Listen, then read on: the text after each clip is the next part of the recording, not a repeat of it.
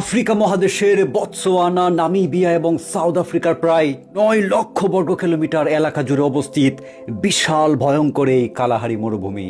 এই মরুভূমিটা এতটাই বিশাল যে আমি যেখানে আছি জার্মানি, আমার পাশের দেশ ফ্রান্স, সেই দুইটাকে একত্রিত করলেও এই মরুভূমির আয়তনটা তার চেয়েও বিশাল হবে।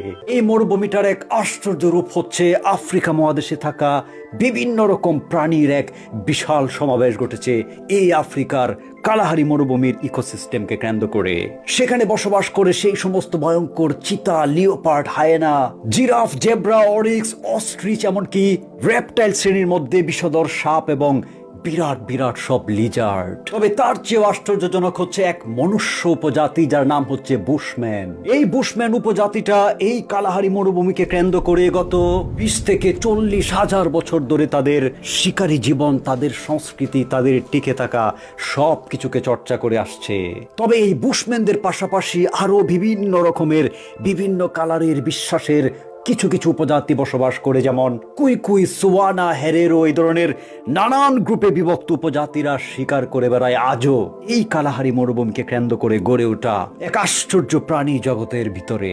গ্রীষ্মকালে এই কালাহারি মরুভূমির টেম্পারেচার প্রায় 45 ডিগ্রি থেকে 50 ডিগ্রি পর্যন্ত থেকে যায়। প্রখর রোদের তাপমাত্রা এতটাই বেশি যে শীতকালেও সেই তাপমাত্রা 20 থেকে 30 ডিগ্রির নিচে নামে না। তবে সবচেয়ে ভয়ঙ্কর ব্যাপার হলো রাত্রিকালে এই মরুভূমির টেম্পারেচার ঠিক জার্মানির মতো -5 ডিগ্রি পর্যন্ত নেমে যেতে পারে।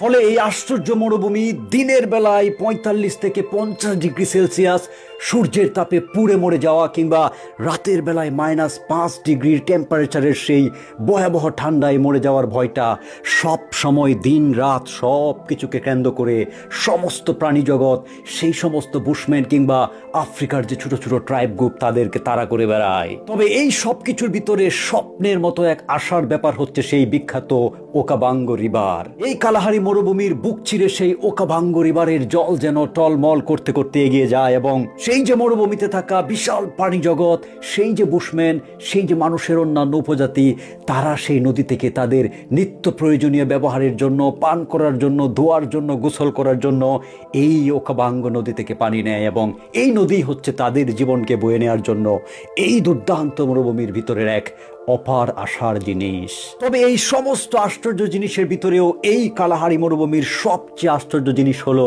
মেঘাদিকাদি সল্ট প্যান, অর্থাৎ প্রায় 16,000 কিলোমিটার জুড়ে শুধু লবণ আর লবণ।